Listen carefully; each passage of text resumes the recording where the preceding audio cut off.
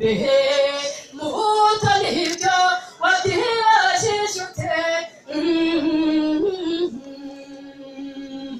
ikubabaje mwaho banye shenge utujijije iki mabarirane muhu yihanagure mwicecekere murusheho kumusabira shenge azarwubake neza murusheho kumusabira shenge azarwubake neza